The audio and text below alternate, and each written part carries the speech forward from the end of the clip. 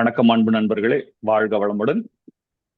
So இந்த மாதிரி ஒரு இன்ஸ்பைரிங் மெசேஜ் நீங்க டெய்லியும் உங்களுக்கு கேட்கணும்னா எங்களோட மெடிடேஷன் குரூப்ல ஜாயின் பண்ணலாம். நீங்க லைவ்ல வந்து காலையில 5:55க்கும் ஈவினிங் 8:30க்கும் நம்ம டெய்லி ப்ராக்டிஸ் பண்றோம். இந்த வீடியோ கீழே ஒரு லிங்க் கொடுத்துருக்கேன், அதை கிளிக் பண்ணீங்கன்னா அந்த குரூப்ல நீங்க ஜாயின் பண்ணிக்க முடியும். So thank you so much for your time. இன்னைக்கு வந்து ஒரு முக்கியமான மெசேஜ், ஒரு லேர்னிங் உங்களுக்காக கொடுக்குறேன். ஒரு ஜப்பானிய துறவி சொன்னார், இதை படித்தால் உங்கள் வாழ்க்கை இன்றிலிருந்தே மாறும் அப்படின்னு சொல்லி இந்த மெசேஜ் வந்து என்னோட குரு அங்கிள் விஸ்வநாதன் அங்கிள் எனக்கு அனுப்பிச்சாரு. ஸோ இந்த மெசேஜ் வந்து நீங்க டீப்பா உள்ள வாங்கிக்கோங்க, உங்க வாழ்க்கை மாறுதான்னு பார்ப்போம். உலகில் பலர் வெற்றியை தேடுகிறார்கள், சந்தோஷத்தை தேடுகிறார்கள், அமைதியை தேடுகிறார்கள். ஆனால் தேடும் இடத்தில் கிடைப்பதில்லை. ஏனென்றால் தேடும் திசை தவறாக இருக்கிறது. நூற்றாண்டுகளாக ஞானிகள் சொல்லி வந்த இந்த 5 உண்மைகளை இன்று நம் வாழ்க்கையோடு ஒப்பிட்டு பாருங்கள். பல வருஷங்களாக சொன்ன வேற ஞானிகள் சொன்ன 5 உண்மையை எடுத்து இதை கம்பைல் பண்ணி கொடுத்துருக்காங்க நம்மளுக்கு. ஒண்ணு வந்து கவலை.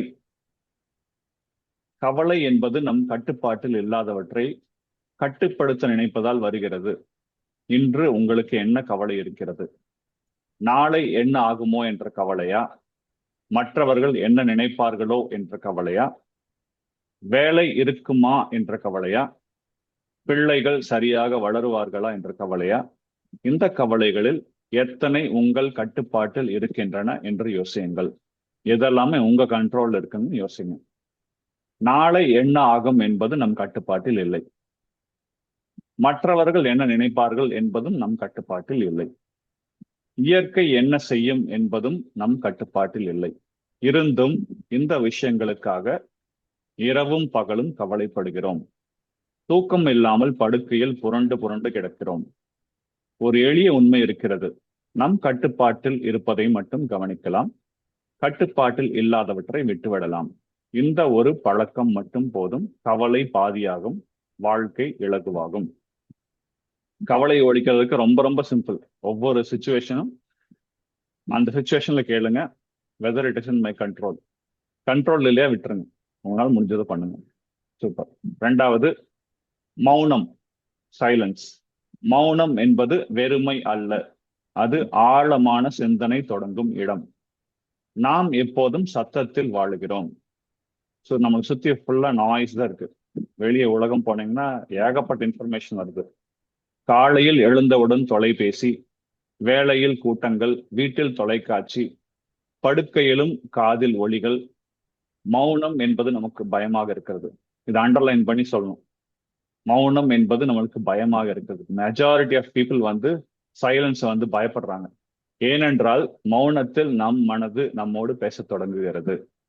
அந்த பேச்சை கேட்க நாம் தயாராக இல்லை. மனசு வந்து நம்ம கிட்ட பேசும்போது அது கேட்கறதுக்கு நம்ம ரெடியா இல்லை.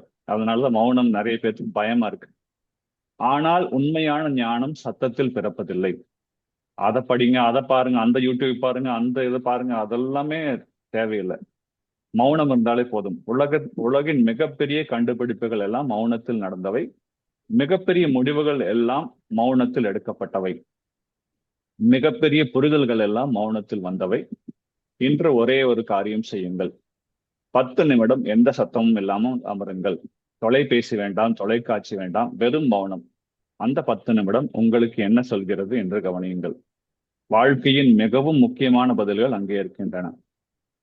இன்க்ளூடிங் இந்த மெடிடேஷன் பயிற்சி நம்ம பண்றது, மாற்றம் குரூப் ஆரம்பிச்சது, நான் பண்ற எல்லா விஷயங்களுமே எனக்கு வந்து மௌனத்தில் பிறந்தவை தான். ஸோ உங்களுக்கும் அந்த மாதிரி நல்ல நல்ல விஷயங்கள் மௌனத்தில் பிறக்கும், நம்புங்கள். 3வது, ஒழுக்கம் முதலில் கஷ்டமாக இருக்கும், ஆனால் வருத்தம் இன்னும் நீண்ட காலம் இருக்கும். டிசிப்ளின் ஃபர்ஸ்ட் வந்து கொஞ்சம் கஷ்டமா இருக்கும். நான் நேற்று வந்து அவ்வளவு தூரம் டிராவல் பண்ணிட்டு வந்தேன், முந்தா நேரத்தும் டிராவலு. இன்னைக்கு வந்து நான் எப்படி 5:55 வந்து இருக்க முடியும்? டிசிப்ளின் வேணும். அந்த டிசிப்ளினை விட்டீங்கன்னா ரிக்ரெட் வந்து அதை விட ரொம்ப நாள் இருக்கும். 2 வழிகளில் ஒன்றை நாம் தேர்ந்தெடுக்க வேண்டும், ஒழுக்கத்தின் வழி அல்லது வருத்தத்தின் வழி. ஒழுக்கத்தின் வழி தற்காலிகமானது. காலை 4 மணிக்கு எழுவது கஷ்டமாக இருக்கும், உடற்பயிற்சி செய்வது கஷ்டமாக இருக்கும், படிப்பதற்காக நேரம் ஒதுக்குவது கஷ்டமாக இருக்கும். ஆனால் இந்த கஷ்டங்கள் காலப்போக்கில் பழக்கமாகும். பழக்கம் வாழ்க்கையாகும். வருத்தத்தின் வழி நிரந்தரமானது. படிக்காமல் போனதற்கான வருத்தம், உடல் நலனை கவனிக்காமல் போனதற்கான வருத்தம், நேரத்தை வீணாக்கியதற்கான வருத்தம், உறவுகளை கவனிக்காமல் போனதற்கான வருத்தம், இந்த வருத்தங்கள் வாழ்க்கையின் இறுதி வரை துரத்தும் அப்படின்னு சொல்றாரு. ஸோ அதனால சூஸ் டிசிப்ளின். டிசிப்ளின் இப்போ வந்து டெம்பரரி பெயின் இருக்கும், ஆனா லாங் டேர்ம்ல உங்களுக்கு அது கெயின். இன்றே தேர்ந்தெடுங்கள் ஒழுக்கத்தின் சின்ன சின்ன கஷ்டங்களை, வருத்தத்தின் பெரிய வழியை தவிர்க்க. அடுத்து 4வது பாயிண்ட், குறைவாக விரும்புவது அதிகமாக சம்பாதிப்பதை விட அதிகமான இன்பத்தை தருகிறது. ரொம்ப ரொம்ப சிம்பிள் லைஃப் இருந்தாலே போதுங்கிறாரு. இந்த உலகம் நமக்கு ஒரு பொய்யை சொல்லிக் கொண்டே இருக்கிறது. அதிகமாக சம்பாதியுங்கள், அதிகமாக வாங்குங்கள், அதிகமாக இருங்கள், அப்போது மகிழ்ச்சியாக இருப்பீர்கள் என்று. ஆனால் உண்மையில் என்ன நடக்கிறது? அதிகமாக சம்பாதிக்க அதிகமாக உழைக்கிறோம். அதிகமாக உழைக்க அதிகமாக அழுத்தம் வருகிறது. அதிகமாக வாங்க அதிகமாக கடன் வருகிறது. அதிகமாக இருக்க அதிகமாக போட்டி வருகிறது. இதன் முடிவில் என்ன இருக்கிறது? அமைதி இல்லாத வாழ்க்கை. குறைவாக விரும்பினால் என்ன நடக்கும்? தேவையற்ற ஓட்டம் நிற்கும்.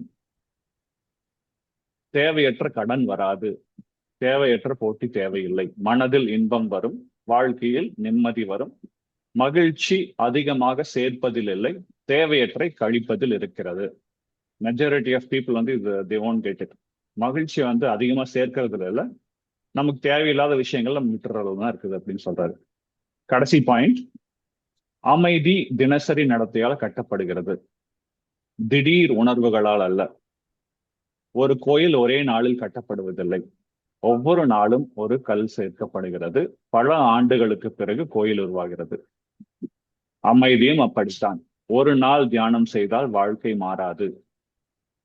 எல்லாத்துக்கும் சொல்றேன், ஒரு நாள் தியானம் செய்தால் வாழ்க்கை மாறாது. ஒரு நாள் நல்லதாக இருந்தால் போதாது. ஒரு நாள் கோபப்படாமல் இருந்தால் அது பழக்கமாகாது. தினமும் கொஞ்சம் கொஞ்சமாக, பிரிக் பை பிரிக்னு சொல்றாங்க இல்லைங்களா, பிரிக் பை பிரிக், ஒவ்வொரு செங்கல்லா, தினமும் ஒரு நல்ல பழக்கம், தினமும் ஒரு நல்ல செயல், தினமும் ஒரு அமைதியான தருணம். இந்த தினசரி சின்ன சின்ன செயல்களில் மாதங்கள் கழித்து ஒரு புதிய வாழ்க்கையை உருவாக்கும். திடீரென்று ஒரு நாள் தூக்கத்திலிருந்து எழுந்து வாழ்க்கை மாறி இருக்காது. மாற்றம் தினசரி நடத்தையில் இருக்கிறது, சின்ன சின்ன தேர்வுகளில் இருக்கிறது, ஒவ்வொரு நாளும் எடுக்கும் முடிவுகளில் இருக்கிறது. இந்த 5 உண்மைகளும் நமக்கு ஒரே ஒரு செய்தியை சொல்கின்றன. வாழ்க்கை வெளியில் இல்லை, உள்ளில் இருக்கிறது. கட்டுப்பாட்டில் இல்லாதவற்றை விடுங்கள், மௌனத்தை நேசியுங்கள், ஒழுக்கத்தை தேர்ந்தெடுங்கள், குறைவில் மகிழுங்கள், தினமும் கட்டுங்கள். ஒவ்வொரு செங்கலா, ஒவ்வொரு பழக்கமும் தினமும் பில்ட் பண்ணிட்டே வாங்க. இந்த 5 பழக்கங்கள் மட்டும் போதும், வாழ்க்கை இன்றிலிருந்தே மாறத் தொடங்கும்.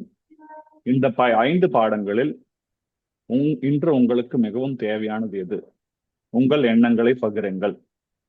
நீங்க இது வந்து யூடியூப்ல நான் போட போறேன். யூடியூப்ல கீழே போயிட்டு கமெண்ட்ல வந்து நீங்க போடலாம், இந்த 5ல வந்து உங்களுக்கு எது ரொம்ப பிடிச்சிருந்தது அப்படின்ட்டு.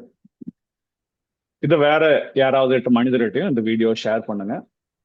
வாழ்க வளமுடன். Thank you so much. Have a wonderful day. God bless you all.